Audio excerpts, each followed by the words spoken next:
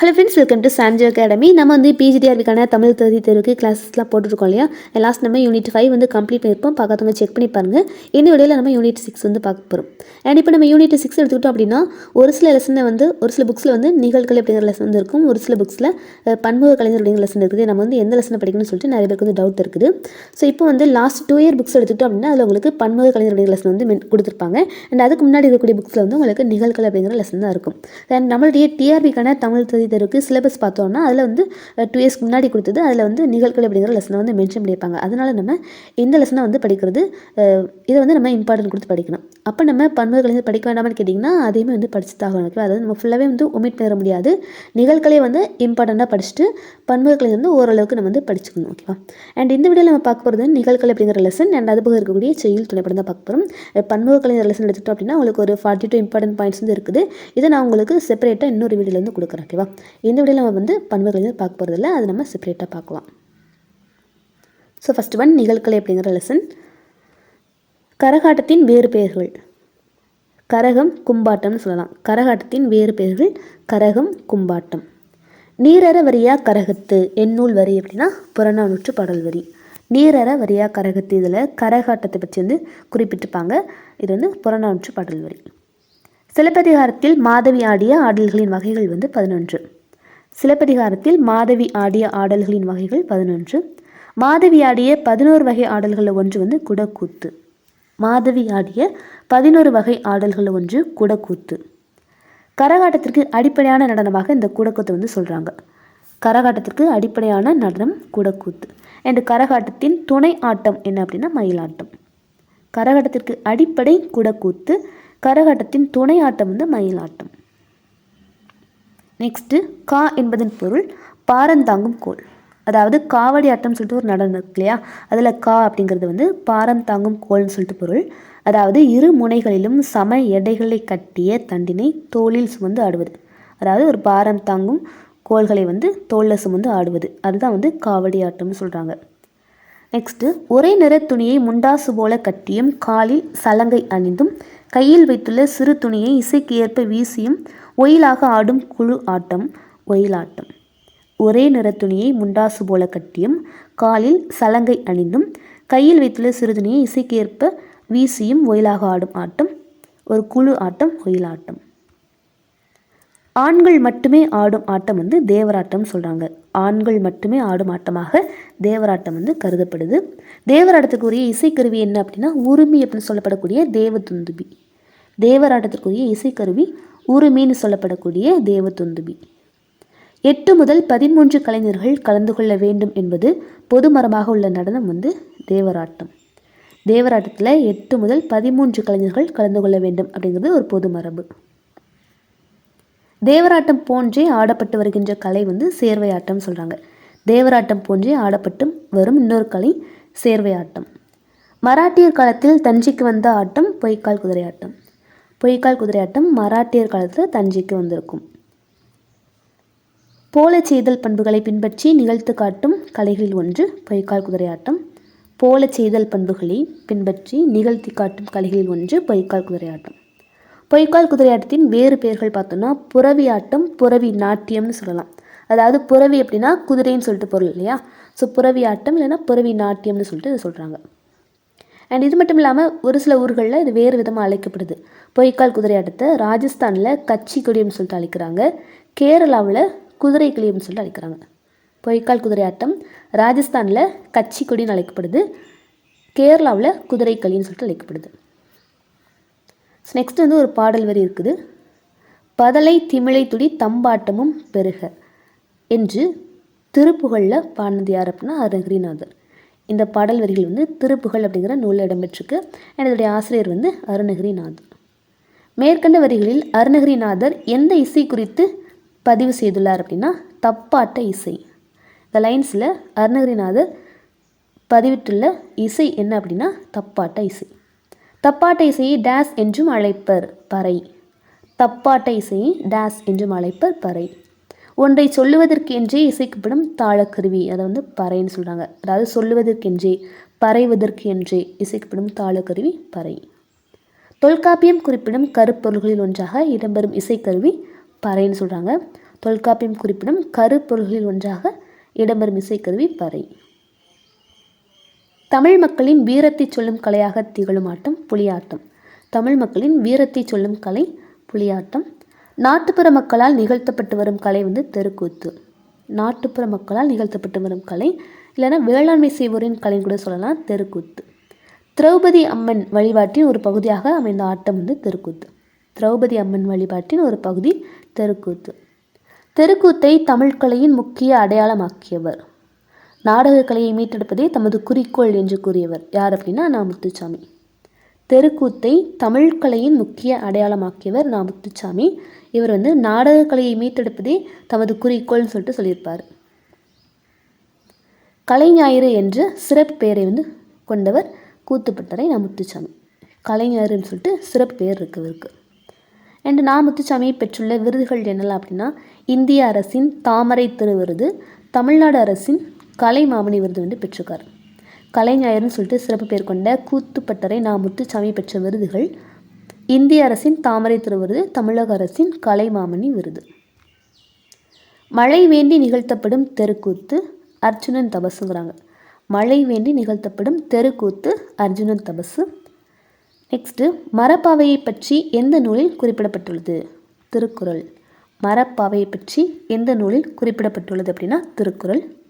தோற்பாவை கூத்து பற்றி கூறும் நூல் திருவாசகம் பட்டினப்பாலை. தோற்பாவை கூத்து பற்றி கூறும் நூல் திருவாசகம் பட்டினப்பாலை.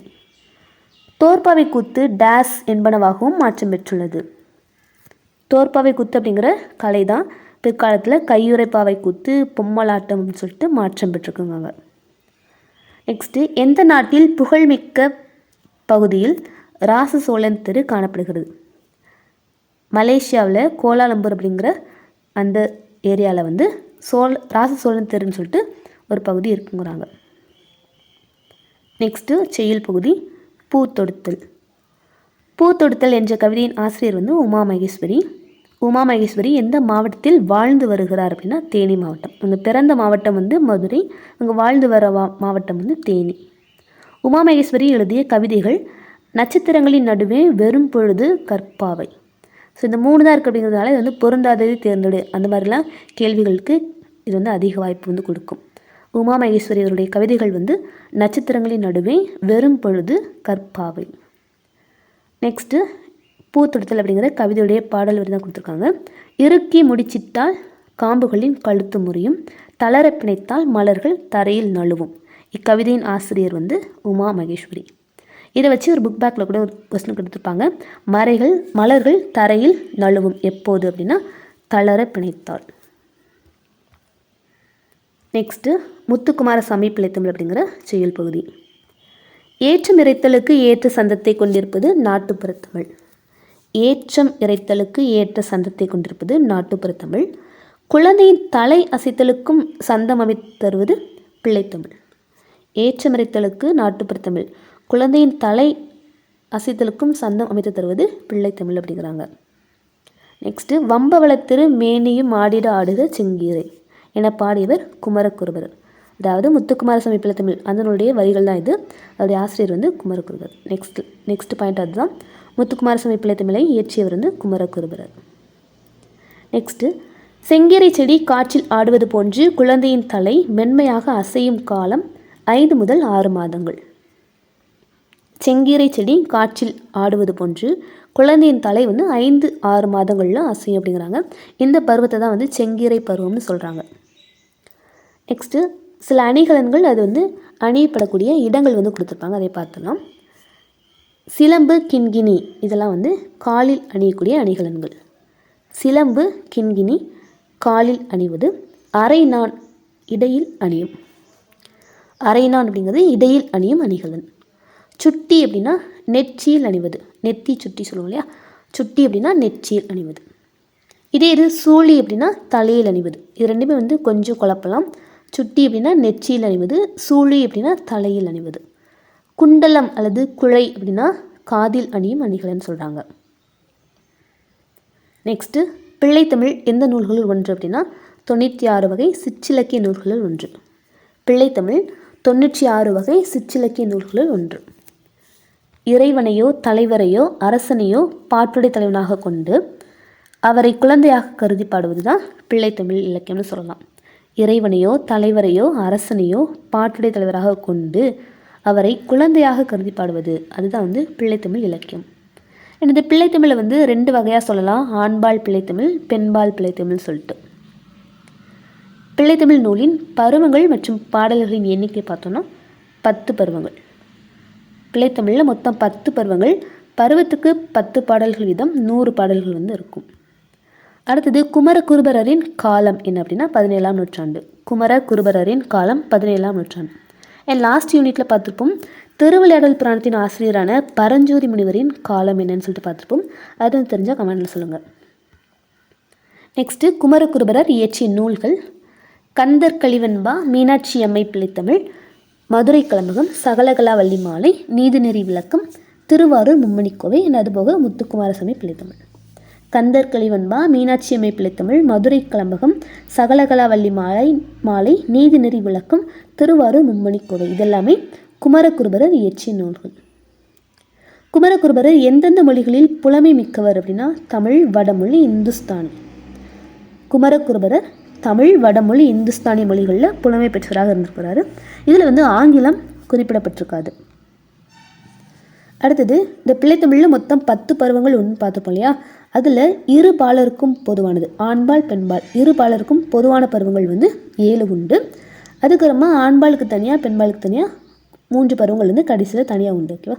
ஸோ ஃபஸ்ட் நம்ம இரு பாலருக்கும் பொதுவான பருவங்கள் 7 பார்த்துடலாம். காப்பு, செங்கீரை, தாழ், சப்பானி, முத்தம், வருகை, அம்புலி. காப்பு, செங்கீரை, தாழ், சப்பானி, முத்தம், வருகை, அம்புலி.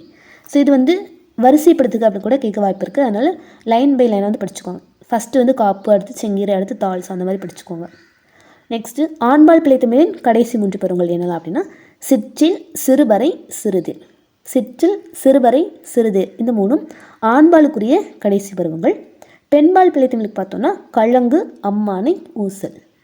கழங்கு, அம்மானை, ஊசல் இது 3ம் பெண்பால் பிள்ளைத்தமிழின் கடைசி 3 பருவங்கள். நெக்ஸ்ட்டு கம்பராமாயணம். கம்பன் இசைத்த கவியெல்லாம் நான் என்று பெருமைப்படுபவர் பாரதியார். கம்பன் இசைத்த கவியெல்லாம் நான் என்று பெருமைப்படுபவர் பாரதியார். ஒப்பற்ற அழியாத அழகினை உடைய வடிவம் கொண்டவன் ராமன். ஒப்பற்ற அழியாத அழகினை உடைய வடிவம் கொண்டவன் ராமன். ஓசை தரும் இன்பமடா உவமையலா இன்பமடா, ஓசை தரும் இன்பம் உவமையலா இன்பமடா என்று கூறியவர் பாரதியார். கம்பர் ராமனது வரலாற்றை தமிழில் வழங்கி இட்ட பெயர் ராமாவதாரம். கம்பர் ராமனது வரலாற்றை தமிழில் வழங்கி அதுக்கு அவர் என்ன பேர் வச்சிருப்பாருன்னா ராமாவதாரம். இதுதான் பின்னால் கம்பராமாயணம் அழைக்கப்படுது. கம்பராமாயணத்தில் உள்ள காண்டங்கள் மொத்தம் 6. கம்பராமாயணத்தில் உள்ள காண்டங்கள் வந்து 6 காண்டங்கள் உண்டு. இதே மாதிரி லாஸ்ட் யூனிட்டில் திருவிளையாடல் புராணத்தை பற்றி படிச்சோம் இல்லையா, அதில் மொத்தம் எத்தனை காண்டங்கள் அண்ட் எத்தனை பாடல்கள்னு சொல்லிட்டு படிச்சுன்னு சொல்லிட்டு கமெண்ட்டில் சொல்லுங்கள். ஸோ இப்போ இது வந்து ஹெட்டிங் மாதிரி தான் கொடுத்துருப்பாங்க. ஒவ்வொரு படலங்கள் அது வந்து எந்த காண்டத்தில் இடம்பெற்றிருக்கு அப்படிங்கிற மாதிரி. ஸோ அதுவுமே நம்ம படிச்சுக்கணும். ஆட்சி படலம் அப்படிங்கிற படலம் பாலகாண்டத்தில் இடம்பெற்றிருக்கு. அதுக்கப்புறம் நாட்டு படலம் இதுவுமே பாலகாண்டத்தில் இடம்பெற்றிருக்கு. ஆட்சி படலம், நாட்டு படலம் இந்த 2 படலங்களும் பாலகாண்டத்தில் இடம்பெற்றிருக்கு. கங்கை படலம் இது வந்து அயோத்தியா காண்டத்தில் இடம்பெற்றிருக்கு. கங்கை படலம் அயோத்தியா காண்டத்தில் இடம்பெற்றிருக்கு. நெக்ஸ்ட் ஒன் கும்பகர்ணன் வதைப்படலம் யுத்த காண்டத்தில் இடம்பெற்றிருக்கு. கும்பகர்ணன் வதைப்படலம் யுத்த காண்டத்தில் இடம்பெற்றிருக்கு. நெக்ஸ்ட்டு கம்பரின் சிறப்பு பெயர்கள் இல்லை ஒரு பிரச்சனை சிறப்பு லைன்ஸு சொல்லலாம். கல்வியில் பெரியவர் கம்பர்னு சொல்லலாம். கல்வியில் பெரியவர் கம்பர். கம்பன் வீட்டு கட்டு தெரியும் கவி பாடும்னு சொல்லுவாங்க. நெக்ஸ்ட்டு வந்து விருத்தம் என்னும் ஒன்பாவிற்கு உயர் கம்பன். ஓகேவா, அதில் வந்து ஸ்பெல்லிங் மிஸ்டேக் இருக்குது. விருத்தம் என்னும் ஒன்பாவிற்கு உயர் கம்பன். ஸோ நிறைய பேர் வந்து இந்த பிடிஎஃப் தான் வந்து கேட்குறீங்க. ஓகேவா, யூடியூப்லேயும் நிறைய பேர் வந்து கமெண்ட் பண்ணியிருந்தீங்க பிடிஎஃப் வேணும்னு சொல்லிட்டு. அண்டு வாட்ஸ்அப்லேயும் வந்து ஒரு சார்லாம் வந்து ரொம்ப நாளாக கேட்டுட்ருக்காங்க. ஸோ அது கொடுக்காததுக்கு என்ன ரீசன் அப்படின்னா இந்த பிடிஎஃப் நான் ஒரு 2 மந்த்ஸ்க்கு முன்னாடியே ரெடி பண்ணது. அண்ட் இதில் இந்த மாதிரி நிறைய வந்து ஸ்பெல்லிங் மிஸ்டேக்ஸ் இருக்குது. அண்ட் ஒரு சில இடத்துல ஃபிலிப்ஸ் மாதிரி கூட நான் வந்து விட்டு வச்சுருக்கேன். ஸோ அதெல்லாம் வந்து கம்ப்ளீட் பண்ணுறதுக்கு எடிட் பண்ணுறதுக்கு டைம் இல்லை. ஸோ இந்த மாதிரி மிஸ்டேக் கூட வந்து பிடிஎஃப் கொடுக்கக்கூடாது இல்லையா. ஸோ அதனால தான் வந்து கொடுக்க ஆரம்பிச்சிருக்கேன். ஓகேவா. ஸோ இந்த 3 லைன்ஸ் வந்து கம்பரின் சிறப்பு பற்றி கூறிய வரிகள். நெக்ஸ்ட்டு கம்பர் பிறந்த ஊர் என்ன அப்படின்னா சோழ நாட்டு திருவழுந்தூர். கம்பர் பிறந்த ஊர் சோழ நாட்டு திருவழுந்தூர். கம்பரை ஆதரித்த வள்ளல் திருவெண்ணெய்நல்லூர் சடையப்ப வள்ளல். கம்பரை ஆதரித்த வள்ளல் திருவெண்ணெய்நல்லூர் சடையப்ப வள்ளல். நெக்ஸ்ட்டு கம்பர் இயற்றிய நூல்கள் சரஸ்வதி அந்தாதி, சடகோபர் அந்தாதி, திருக்கை வழக்கம், ஏறெழுபது, சிலை எழுபது. இது எல்லாமே கம்பர் இயற்றிய நூல்கள். சரஸ்வதி அந்தாதி, சடகோபர் அந்தாதி, திருக்கை வழக்கம், ஏறெழுபது, சிலை எழுபது. ஸோ மேலே பார்த்துருப்போம் குமரகுருபருடைய நூல்கள். ஸோ அது வந்து தனியாக இருக்குது, தெளிவாக பார்த்துக்கோங்க. நெக்ஸ்ட் வந்து யூனிட் 6 துணைப்படம் பார்க்கலாம். பாய்ச்சல் அப்படிங்கிறது.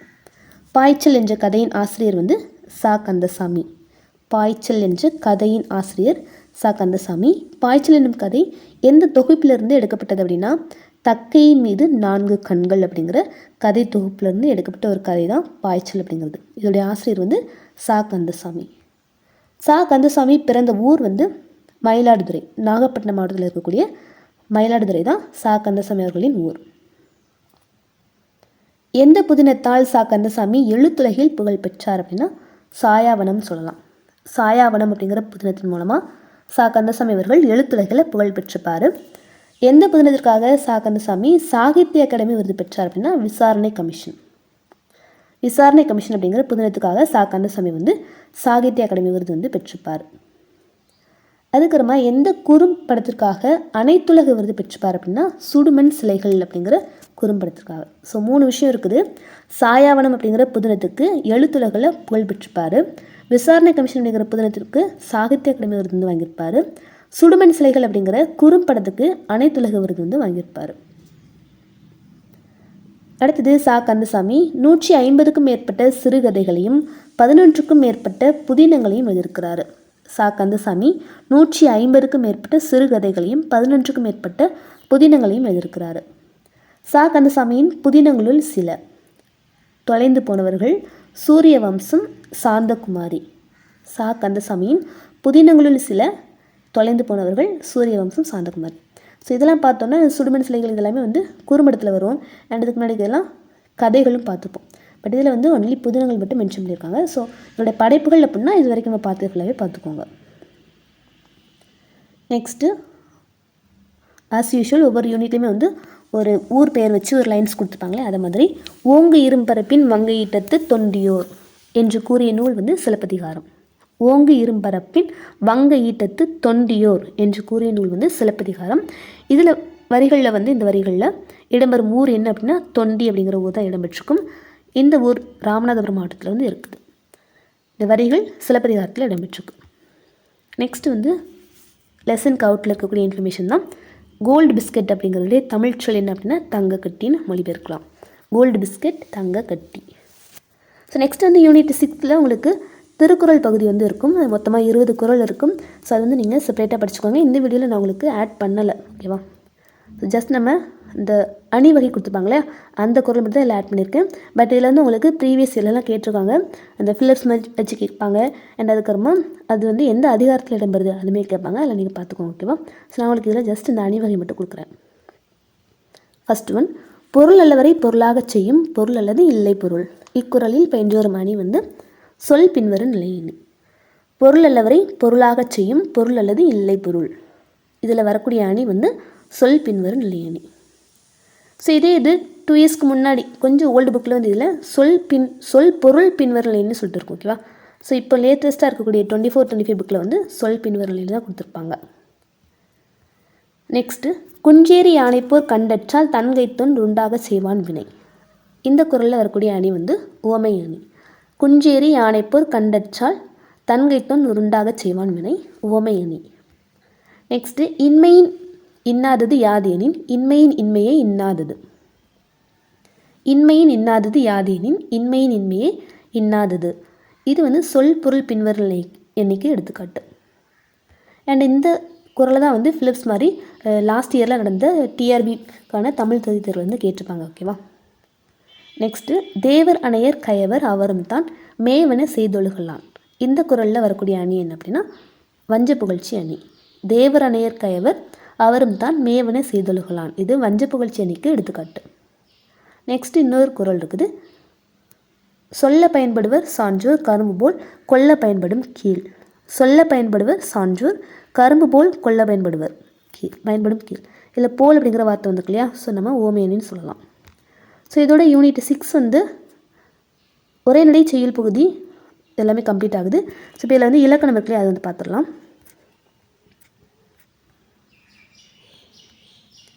ஸோ யூனிட் 6 இலக்கணம் பார்த்தோன்னா அகப்பொருள் இலக்கணம்னு சொல்லிட்டு கொடுத்துருப்பாங்க.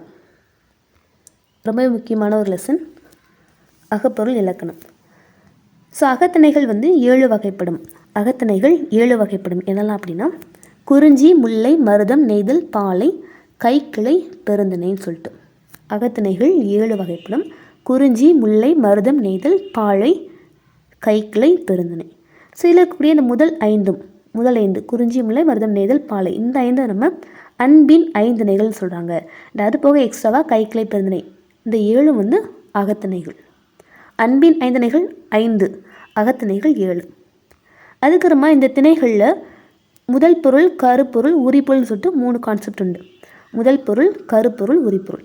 இந்த திணைகளின் நிலம், பொழுது, இதை வந்து முதல் பொருள்னு சொல்கிறாங்க. அதுக்கப்புறமா ஒரு நிலத்தில் இருக்கக்கூடிய தெய்வம், மக்கள், தொழில், விலங்கு, பறவை, இந்த மாதிரி எல்லாம் வரக்கூடியதை கருப்பொருள்னு சொல்கிறாங்க. ஓகேவா? ஒரு திணையின் நிலம், பொழுது இதை குறிக்கிறது முதல் பொருள். அண்ட் ஒரு நிலத்தில் இருக்கக்கூடிய தெய்வம், மக்கள், தொழில், விலங்கு, இந்த மாதிரி வரதெல்லாம் கருப்பொருள்னு சொல்கிறாங்க. ஸோ இப்போ ஐவகை நிலங்கள் பார்த்துடலாம். அதாவது முதல் பொருளில் ஒன்று நிலம், இன்னொன்று பொழுது இல்லையா. ஃபஸ்ட் நம்ம நிலம் பார்த்துடலாம். குறிஞ்சி அப்படின்னா மலையும் மலை சார்ந்த இடமும் சொல்லலாம். குறிஞ்சி திணைக்குரிய நிலம் மலையும் மலை சார்ந்த இடமும். முல்லை அப்படின்னா காடும் காடு சார்ந்த இடமும். மருதம் அப்படின்னா வயலும் வயல் சார்ந்த இடமும். நெய்தல் கடலும் கடல் சார்ந்த இடமும். பாலை வந்து சுரமும் சுரம் சார்ந்த இடமும். குறிஞ்சி மலையும் மலை சார்ந்த இடமும். முல்லை காடும் காடு சார்ந்த இடமும். மருதம் வயலும் வயல் சார்ந்த இடமும். நெய்தல் வந்து கடலும் கடல் சார்ந்த இடமும். பாலை அப்படிங்கிறது சுரமும் சுரம் சார்ந்த இடமும். நெக்ஸ்ட்டு பொழுது பார்த்துடலாம். இந்த பொழுது வந்து 2ஆக பிரிக்கலாம். சிறு பொழுது, பெரும்பொழுது அப்படின்னு சொல்லிட்டு. அதாவது ஒரு ஆண்டுக்கான 6 கூறு, ஒரு வருஷத்தை 6ஆக வந்து பிரிக்கிறாங்க. அதை வந்து பெரும்பொழுதுன்னு சொல்கிறாங்க. நெக்ஸ்ட்டு ஒரு நாளை வந்து 6ஆக பிரிக்கிறாங்க. அதை வந்து சிறு பொழுதுன்னு சொல்லுவாங்க. ஃபஸ்ட் நம்ம பெரும்பொழுது பார்த்துடலாம். ஒரு ஆண்டின் 6 கூறுகள். அது வந்து எப்படி பிரிக்கிறாங்க அப்படின்னா கார்காலம், குளிர்காலம், முன்பனி காலம், பின்பனி காலம், இளவேநீர் காலம், முதுவேநீர் காலம்னு சொல்லிட்டு பிரிக்கிறாங்க. ஓகேவா? இல்லை இது கூதிர் காலம் கூட சொல்லுவாங்க. அதாவது குளிர்காலத்துக்கு இன்னொரு பேர். கார்காலம், குளிர்காலம், முன்பனி காலம், பின்பனி காலம், இளவேநீர் காலம், முதுவேநீர் காலம்னு சொல்லிட்டு 6 வகையான பிரிவாக வந்து பிரிக்கிறாங்க. அண்ட் இதுக்கான தமிழ் மாதங்கள் இதில் கொடுத்துருப்பாங்க. ஓகேவா? ஸோ ஒன்றும் இல்லை, ஃபஸ்ட்டு மட்டும் நீங்கள் ஞாபகம் வச்சிட்டிங்கன்னா போதும். அடுத்து வந்து ஃபுல்லாக வரிசைக்காக தான் வரும். அண்ட் இதுவுமே நீங்கள் வரிசைக்காக ஞாபகம் வச்சுக்கோங்க. கார், குளிர், முன்பனி, பின்பனி, இளவேநீர், முதுவேநீர். இப்போ கார் காலத்துக்கு உங்களுக்கு ஆவணி மாதம், புரட்டாசி மாதம் வருது. ஆவணியில் ஆரம்பிக்குது. ஓகேவா? அடுத்து ஃபுல்லாகவே 2 வரும். ஆவணி, புரட்டாசி, ஐப்பசி, கார்த்திகை, மார்கழி, தை, மாசி, பங்குனி, சித்திரை, வைகாசி, ஆனி, ஆடி. ஸோ ஃபுல்லாகவே லைனாக தான் வரும். ஸோ இந்த லைனும் உங்களுக்கு தெளிவாக தெரிஞ்சால் போதும். அண்ட் ஃபஸ்ட்டு ஒன்றுக்கு என்ன மாதம் வருதுன்னு தெரிஞ்சால் போதும். மற்ற எல்லாமே நீங்கள் ஞாபகம் வச்சுக்கலாம். கார்குழி, முன்பனி, பின்பனி, இளவேனில், முதுவேனில். அண்ட் காலத்துக்கு வரக்கூடிய மாதம் ஆவணி. ஆவணிலேருந்து ஸ்டார்ட் ஆகுது. ஆவணி, புரட்டாசி, ஐப்பசி, கார்த்திகை, மார்கழி, தை, மாசி, பங்குனி, சித்திரை, வைகாசி, ஆனி, ஆடி. ஓகேவா? ஸோ வந்து எப்படினாலும் கேள்வி கேட்கலாம். ஸோ தெளிவாக பார்த்துக்கோங்க. நெக்ஸ்ட்டு சிறுபொழுது ஆல்ரெடி சொன்ன மாதிரி ஒரு நாளின் 6 கூறுகள். மேலே பார்த்தாலே பெருபொழுது அது வந்து ஒரு வருஷத்தின் 6 கூறுகள். சிறுபொழுது அப்படிங்கிறது ஒரு நாளின் 6 கூறுகள். ஸோ ஒரு நாளை வந்து 6 விதமாக பிரிக்கிறாங்க. காலை, நண்பகல், ஏற்பாடு, மாலை, யாமம், வைகறை அப்படின்னு சொல்லிட்டு. அண்ட் மொத்தமாக வந்து ஒரு நாளைக்கு 24 மணி நேரம். அதை வந்து 6ஆக பிரித்தாங்கன்னா 4 hours இல்லையா. ஸோ ஒவ்வொரு 4 மணி நேரத்தையும் ஒவ்வொரு பேர் வச்சு அழைக்கிறாங்க. அதான் பார்க்க போகிறோம். ஃபஸ்ட்டு காலை அப்படிங்கிறது காலையில் 6 மணிலேருந்து 10 மணி வரைக்கும் இருக்கக்கூடிய இந்த பொழுதை காலை பொழுதுன்னு சொல்லலாம். காலை 6லேருந்து அது கூட ஒரு 4 கூட்டிக்கோங்க, 10. ஓகேவா? ஸோ அது வந்து காலை பொழுது. நெக்ஸ்ட்டு அந்த 10 மணிலேருந்து அது கூட 4 கூட்டணும்னா பிற்பகல் 2 மணி வந்துடும் இல்லையா. காலை 10 மணிலேருந்து 2 மணி வரைக்கும் இருக்கக்கூடியது நண்பகல்னு சொல்கிறாங்க. பிற்பகல் 2 முதல் ஒரு 4 கூட்டணும்னா 6 மணி வரைக்கும். அதை வந்து ஏற்பாடுன்னு சொல்கிறாங்க. ஓகேவா? ஏற்பாடு. ஸோ இந்த ஏற்பாடுக்கு வந்து இங்கே டெஃபினிஷன் இருக்கும். ஏற்பாடு அப்படிங்கிறத எல் கூட்டல் பாடுன்னு பிரிக்கலாம். ஏற்பாடு கிடையாது, ஏற்பாடு. ஏற்பாடு அப்படிங்கிறது எல் கூட்டல் பாடுன்னு பிரிக்கலாம். இல்லை எல் அப்படின்னா ஞாயிறுன்னு சொல்லிட்டு பொருள். பாடு அப்படின்னா மறையும் நேரம்னு சொல்லிட்டு பொருள். ஸோ ஞாயிறு மறையக்கூடிய நேரம் தான் பிற்பகல் 2 முதல் 6 வரை. ஸோ அதை தான் ஏற்பாடு அப்படின்னு சொல்கிறாங்க. தென் மாலை அப்படின்னா மாலை 6 முதல் இரவு 10 வரை. ஸோ 4 மணி நேரத்தை வந்து கூட்டிக்கணும். ஓகேவா. அடுத்தது யாமம் அப்படின்னா இரவு 10லேருந்து ஒரு 4 மணி நேரம் கூட்டணும்னா இரவு 2 மணி வரைக்கும். அடுத்து வைகறை அப்படின்னா இரவு 2 மணிலேருந்து காலை 6 வரை. ஸோ இது வந்து ஒரு நாளின் 6 கூறுகள், அதோடைய பெயர்கள் அண்ட் அதோடைய டைமிங் வந்து பார்த்துக்கோங்க. நெக்ஸ்ட்டு திணையும் பொழுதும் பார்க்கலாம். ஸோ இப்போ வந்து இந்த பொழுது வந்து எப்படி பிரிக்கிறாங்க, அதுக்கு என்ன பேர்னு பார்த்துருப்போம். ஸோ இப்போ திணை, ஒவ்வொரு திணைக்கும் என்ன பொழுதுன்னு சொல்லிட்டு பார்க்க போகிறோம். குறிஞ்சி திணை எடுத்துக்கிட்டோம் அப்படின்னா அதோடைய பெரும்பொழுதாக குளிர்காலமும் முன்பனி காலமும் சொல்கிறாங்க. குறிஞ்சியுடைய பெரும்பொழுது குளிர்காலமும் முன்பனி காலமும். முல்லை நிலத்துடைய பெரும்பொழுது கார்காலம் மட்டும்தான். முல்லை நிலத்துக்கு ஒரே ஒரு பொழுது மட்டும்தான் இருக்குது, கார்காலம். அடுத்து வரக்கூடிய ரெண்டுக்குமே ரொம்ப ஈஸி தான், 6 பெரும்பொழுதுமே வருது. ஓகேவா. மருதம் நெய்தல் ரெண்டுக்குமே 6 பெரும்பொழுதும் வருது. முல்லைக்கு இருக்கக்கூடிய பெரும்பொழுது ஒன்று கார்காலம் மட்டும். மருதம் நெய்தல் ரெண்டுக்கும் 6 பெரும்பொழுதுகளும் வருது. பட் நம்ம மனப்பாடம் பண்ண வேண்டியது இந்த 2 தான். குறிஞ்சிக்கும் பாலைக்கும் என்ன வரும் அது மட்டும் தெளிவாக பார்க்கணும். ஓகேவா. ஸோ அதில் ஃபஸ்ட்டு ஒன் முல்லைக்கு ஃபஸ்ட்டு ஒன் பேர் கார்காலம், அடுத்து வரக்கூடிய 2 குளிர்காலமும் முன்பனி காலமும் குறிஞ்சிக்கு வருது. மித்தது எல்லாமே பின்பனி, இளவேனில், முதுவனி, இது ஃபுல்லாக பாலைக்கு வருது. ஸோ நம்ம இப்படி தான் படிச்சுப்போம். வரிசைக்கா 6 பெரும்பொழுது எப்படி படிச்சிருப்போம், இப்படி தான் படிச்சுப்போம். கார்காலம், குளிர்காலம், முன்பனி, பின்பனி வருதுல. இல்லை ஃபஸ்ட்டு இருக்கக்கூடிய கார்காலம் வந்து முல்லை நிலத்துக்குரியது. நெக்ஸ்ட்டு குளிர்காலமும் முன்பனியும் வந்து குறிஞ்சி நிலத்துக்கு வருது. தென் லாஸ்ட் இந்த 3 வந்து பாலை நிலத்துக்கு வருது. பின்பனி, இளவேனில், முதுவனி, இது வந்து பாலை நிலத்துக்கு வருது. நெக்ஸ்ட்டு மருதம் நெய்தலுக்கு இந்த 6 பொழுதுகளும் வருது. ஓகேவா. ஸோ இப்போ பெரும்பொழுது பார்த்துட்டோம். நெக்ஸ்ட் வந்து சிறுபொழுது பார்க்கலாம். குறிஞ்சியுடைய சிறுபொழுது யாமம். குறிஞ்சி யாமம், முல்லை மாலை, மருதம் வைகறை, நெய்தல் வந்து ஏற்பாடு, பாலை நண்பகல். குறிஞ்சி யாமம், முல்லை மாலை, மருதம் வைகறை, நெய்தல் ஏற்பாடு, பாலை நண்பகல். ஸோ ஒவ்வொரு சிறுபொழுது ஒவ்வொரு பெரும்பொழுது அதுக்கான டைம் பீரியட் பார்த்துக்கோங்க. அதுக்கப்புறமா ஒவ்வொரு திணைக்கும் என்னென்ன பெரும்பொழுது இருக்குது, என்னென்ன சிறுபொழுது இருக்குன்னு பார்க்கணும். அண்ட் இதை வச்சு ஒரு புக் பேக் கொஸ்டின் கூட உண்டு. குளிர்காலத்தை பொழுதாக கொண்ட நிலங்கள் என்னலாம், திணைகள் என்னலாம்னு சொல்லி கேட்பாங்க. இப்போ பார்த்தோன்னா குளிர்காலம் அப்படிங்கிறது குறிஞ்சி திணைக்கும் வரும். அது போக மருதம் நெய்தல் இது வந்து 6 பெரும்பொழுது இருக்கு இல்லையா, ஸோ இதுலேயும் வரும். ஸோ அப்போ குளிர்காலத்தை பொழுதாக கொண்ட நிலங்கள் பார்த்தோன்னா குறிஞ்சி, மருதம், நெய்தல் சொல்லலாம். நெக்ஸ்ட்டு உரிப்பொருள், இது வந்து புக்கில் கொடுக்கல, பட் இது வந்து நான் இதில் கொடுத்துருக்கேன். ஓகேவா. குறிஞ்சிக்கு வந்து புணர்தலும் புணர்தல் நிமித்தமும் சொல்லலாம். குறிஞ்சிக்கு புணர்தலும் புணர்தல் நிமித்தமும், முல்லை இருத்தலும் இருத்தல் நிமித்தமும், மருதம் ஊடலும் ஊடல் நிமித்தமும், நெய்தல் அப்படின்னா இரங்கலும் இரங்கல் நிமித்தமும், பாலை அப்படின்னா பிரிதலும் பிரிதல் நிமித்தம்னு சொல்லலாம். இது வந்து உரிப்பொருள்னு சொல்கிறாங்க. ஸோ மொத்தம் வந்து 3 வகை உண்டு இல்லையா. முதல் பொருள், கருப்பொருள், உரிப்பொருள். ஸோ எல்லாம் முதல் பொருள் பார்த்துட்டோம், உரிப்பொருள் பார்த்துட்டோம். நெக்ஸ்ட் வந்து கருப்பொருளுக்கு இந்த டேபிள் தான். ஸோ இது வந்து ஃபுல்லாகவே நான் வந்து எக்ஸ்பிளைன் பண்ணால் ரொம்ப டைம் ஆகும். ஸோ நீங்கள் வந்து படிச்சுக்கோங்க. ஓகேவா. ரொம்ப முக்கியமானது இது. நம்ம ஜஸ்ட் லைட்டாக மட்டும் பார்க்கலாம். ஸோ இது ஃபுல்லாகவே கருப்பொருள், இது ஃபுல்லாக திணைகள் கொடுத்துருப்பாங்க. ஃபஸ்ட்டு தெய்வம் பார்த்தோம் அப்படின்னா குறிஞ்சி நிலத்துக்குரிய தெய்வம் வந்து முருகன். குறிஞ்சி முருகன், முல்லைக்கு திருமால், மருதத்துக்கு இந்திரன், நெய்தல் வருணன், பாலைக்கு கொற்றவை வரும். அண்ட் அதுக்குரிய மக்களுமே நம்ம வந்து படிக்கணும். ஓகேவா. எல்லாமே படிக்கணும். ஸோ இது ஃபுல்லாகவே நான் வந்து எக்ஸ்பிளைன் பண்ணல, நீங்கள் வந்து பார்த்துக்கோங்க. இதில் வந்து சிலது வந்து வித்தியாசமாக இருக்கும் இல்லையா. ஸோ அதுக்கு வந்து இம்பார்ட்டன்ஸ் கொடுத்து படிங்க, ஏன்னா அதை வந்து கேட்பாங்க. ஸோ இந்த இடத்துல பாருங்கள் பூ வகை தான் இருக்குது, பட் இங்கே செங்கழு நீர் அப்படின்னு இருக்குது. செங்கழு நீர் அப்படின்னு பார்க்கறதுக்கு உங்களுக்கு நீர் மாதிரி தெரியுதா, பட் இங்கே நீரில் பார்த்தோன்னா அந்த இடத்துல செங்கல் நீர் எதுவுமே வராது. பேரில் வந்து செங்கல் நீர் இருக்குது, பார்க்கறதுக்கு நீர் வகை மாதிரி இருக்குது, பட் அது வந்து பூவில் வந்து இடம்பெறுது. ஸோ இந்த மாதிரி இதெல்லாம் வித்தியாசமாக இருக்கும். ஸோ வந்து நோட் பண்ணி பார்த்துக்கோங்க. இது வந்து மருத நிலத்துக்குரிய பூ வகை. அதே மாதிரி குரவம், பாதிரி எல்லாமே வித்தியாசமாக இருக்குது. அதே மாதிரி இந்த ஊர் வகை பாருங்கள், சிறுகுடி, பாடி, சேரி, பேரூர், மூதூர், பட்டினம்பாக்கம், குறும்பு. நெக்ஸ்ட்டு பறை வகை. சரி பார்த்துப்போம் இல்லையா. தொல்காப்பியத்தில் வந்து கருப்பொருளில் ஒன்றாக இடம்பெற்றிருக்கும் அப்படின்னு சொல்லிட்டு பறை. குறிஞ்சிக்கு தொண்டகம், முல்லைக்கு ஏறுகொட்பறை, துடி அப்படிங்கிறது பாலைக்குரியது. அதே மாதிரி இந்த யாழ் வகை பார்த்தோன்னா எல்லாத்துக்குமே அந்த திணையோட பேர் தான் வருது, பட் இதுக்கு மட்டும் வித்தியாசமாக வரும். விளரி யாழ். அதே மாதிரி பன்மை அப்படி தான், எல்லாத்துக்கும் அந்த திணையோடைய பேர் குறிஞ்சி பெண், முல்லை பெண் அப்படி வருது. இப்போ இரண்டுக்கும் வித்தியாசமாக வருது. நெய்தல் அப்படின்னா செவ்வழிப்பெண், பாலைக்கு பஞ்சுரப்பெண். இன்னும் அதோடைய தொழிலுமே இருக்குது, பார்த்துக்கோங்க. ஓகேவா. முக்கியமானது. ஸோ இதோட யூனிட் 6 வந்து நம்ம ஓரளவே கம்ப்ளீட் பண்ணிட்டோம் இல்லையா. உரைநடை, செய்யுள் அண்டு துணைப்பாடம். இலக்கணமே பார்த்துட்டோம். இதில் வந்து பார்க்காதது திருக்குறள் பற்றி பார்க்கல, அதை நீங்கள் ஒமிட் பண்ணிடாதீங்க, பார்த்துக்கோங்க. அண்ட் அது போக நான் ஆல்ரெடி சொன்ன மாதிரி நம்ம சொல் பொருள் இலக்கண குறிப்பு அந்த கலைச்சொற்கள் இதெல்லாமே நம்ம செப்பரேட்டாக 9 யூனிட்ஸ்க்கு வந்து தனியாக போடலாம். ஓகேவா? ஸோ நான் உங்களை நெக்ஸ்ட் வீடியோவில் மீட் பண்ணுறேன். தேங்க்யூ.